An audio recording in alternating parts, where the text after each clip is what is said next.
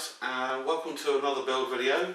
This one's a rather special build because this is a commissioned build that I'm building for a colleague of mine at my normal day job. He's actually paid me for all the parts, and so we'll just go through it. First of all, case wise, we've got an NZXT H500. This is not the I version, so it doesn't have the smart hub in it. Because we're not going full on RGB, we're actually doing a single colour theme on this one. This one is the one that actually has the blue beauty bar for the cable coming through inside. So we're actually going down the blue-black theme for this system. CPU wise, we've gone Ryzen 5 2nd gen. We've got a Ryzen 5 2600 with a base clock of 3.4 and a boost clock of 3.9 GHz at 6 core 12 thread. Memory, we've got 16 gig set of DDR4 2666, basically because the motherboard won't support anything faster than that without overclocking, and we're not going to be overclocking this system. As far as motherboard goes, we've got an MSI B450A Pro, so it's the B450 chipset, which is 2nd gen chipset for the Ryzen 5 CPUs.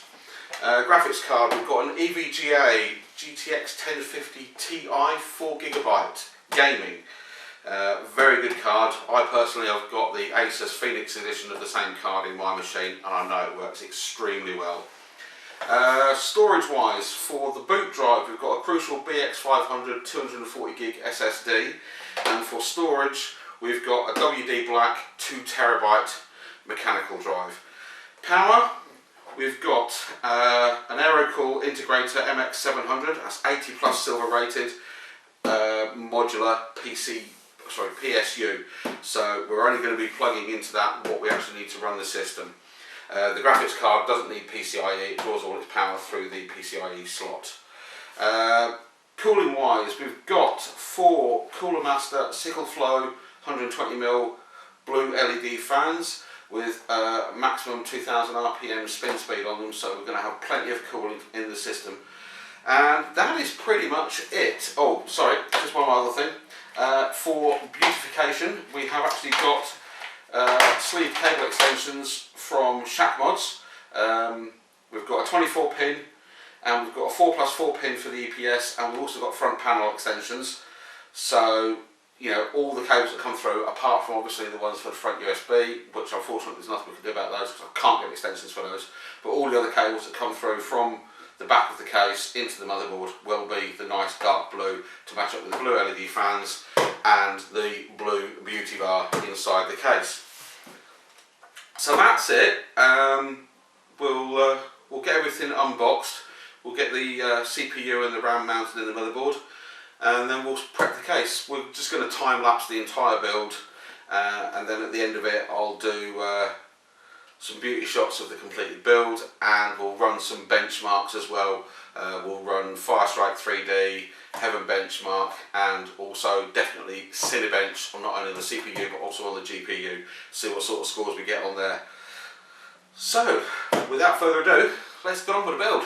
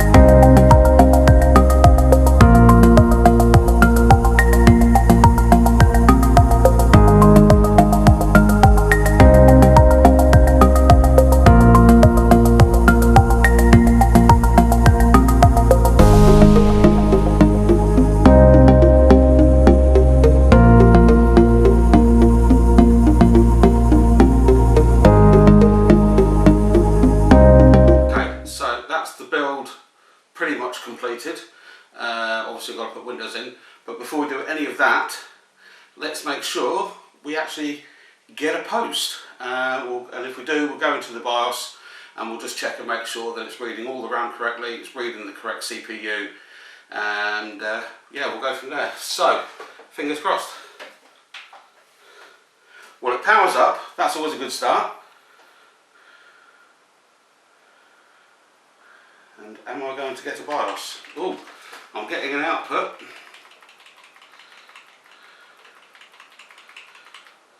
And there we go, we're in the BIOS, so we're showing 3.4 GHz CPU frequency, memory 2667, and we are showing 16 gig of RAM. So it's actually, although it's HyperX Fury RAM, it's actually recognised it as Kingston RAM. So Kingston obviously make that particular RAM module for HyperX. Just sitting there on idle, we've got a motherboard temp of 28 and a CPU temp of 28. Like I say, we're not going to overclock this at all, and yeah. So, and let's see what we're showing on storage.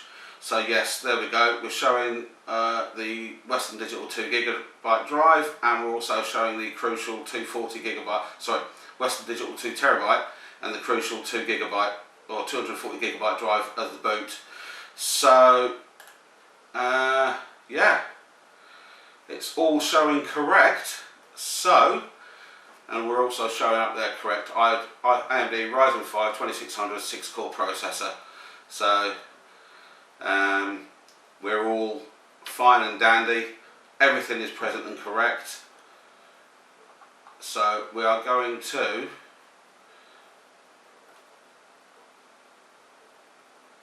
save that and exit. We'll go away, I'll put Windows in, I'll finish the tidying up on the cable management around the back, because as you may have seen, I kept flipping a small cable out of the way. That was actually the NZXT, rather than having individual plugs for all the front panel connectors, it just has one block, and obviously because I was putting sleeved extensions on those as well, I had to just keep flipping it out of the way, because the sleeved extensions on the front panel was one of the last things I did, other than the graphics card, as you saw. So yeah, I'll shut it down and get Windows installed, and then we'll come back and see what it's like performance wise on the benchmarks. Okay, so as you can see, we've now got Windows installed, we've installed all the GeForce drivers and everything else. Obviously it's not going to be as my colleague is going to see this when he gets home, because he's going to have it on a wide screen, so it'll readjust itself. But we've got a Cinebench installed, and we've got 3D Mark installed, so we can run Time Spy and Firestrike and stuff like that for benchmarking. We've got CPU Z MSI in there. We've got the MSI App Manager as well for all the additional programs that came with the motherboard as well. And as you can see, we've got a load of stuff running down here. We've installed Avast Antivirus, so at least we've got some protection. So first up, let's go ahead and run Cinebench and see what sort of scores we get. So I'm expecting to be somewhere around about the Intel i7-3930K, which is a 1096 Cinebench CPU score. I'm expecting to be somewhere around there, because that's a 3.3 gig 6-core 12 thread, and this is a 3.2 gig base clock 6-core 12 thread. So let's go ahead and run the CPU test. Yeah, not bad. It's certainly on a par with the other Ryzen 5 machine I built, although it's probably a little bit faster, because it does have a slightly faster base clock. So let's see where we are with that.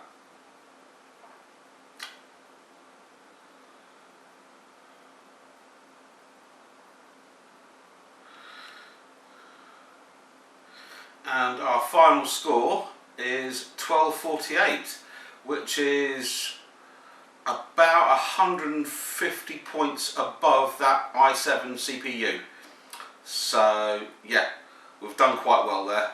The only thing on that list that's beat it is the Xeon 5650, which it would do because it's a 12 core 24 thread CPU, so it can process a lot faster. So we've got a 1248 as a CPU Cinebench score. Let's run the graphics, the OpenGL test, and see what kind of frame rates we get on that, and then we'll go on to onto 3D Mark. And we'll probably just run Firestrike, to be fair, because it's probably the better of the benchmarks that 3D Mark make.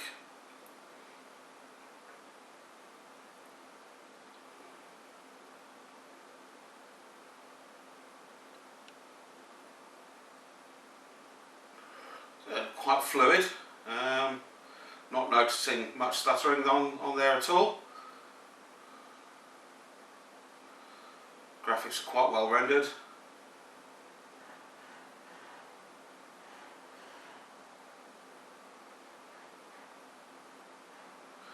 And let's see what our final score is on that. So final score, 103.82 frames per second. Extremely good. Right, so that's our Cinebench scores. So if I close that, I will save those scores. And let's go on to 3D Mark. Okay, I was having a little bit of trouble with the 3D Mark software. Might just be a glitch with the download, so I won't bother running that. At least we've run the Cinebench and we've got some good numbers on that. Heaven Benchmark for some reason wouldn't install. It said there was a DLL file missing, even though it's a freshly installed Windows, and Heaven was a fresh install as well, so I don't know what's up with that. I've not had that before. I've run it on 2 other machines and not had a problem with Heaven Benchmark, so I will look into that. But apart from that, that is the machine built. So I'll pack all this lot away.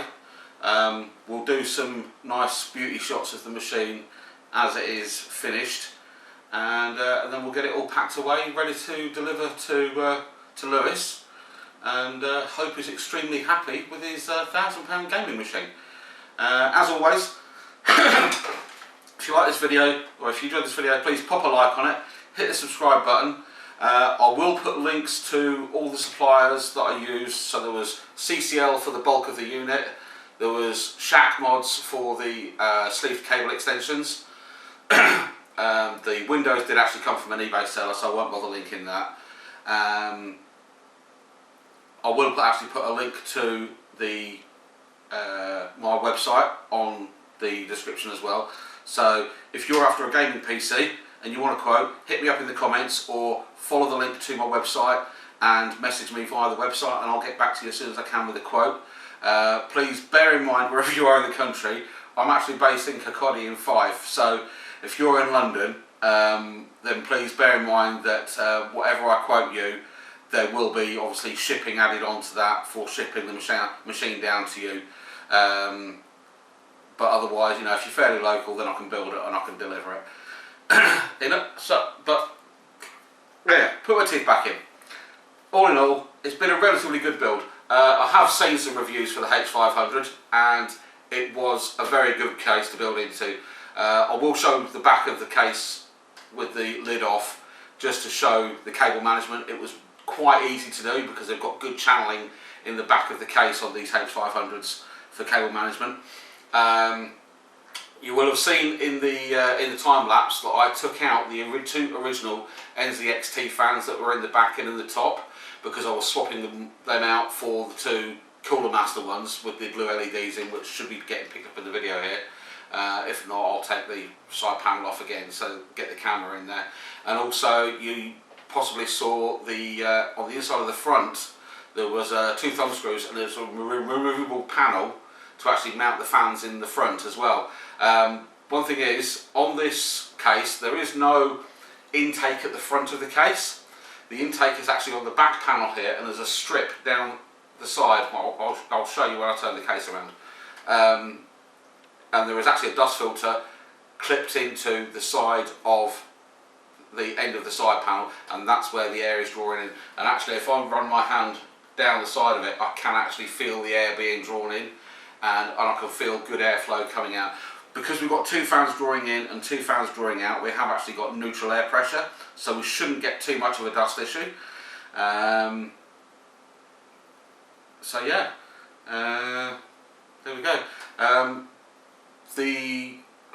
Something else I was going to mention. Oh yes, and also you'll see in here that I have taken those 2 SSD mounts off of the perforated PSU shroud, and I've mounted them in the back, and that's where I've mounted the SSDs, so that basically the only cables that are coming through into the case are the front panel items such as the USB 3.0 and the audio jacks and the power and the LEDs, and because there is no reset switch on this case, and also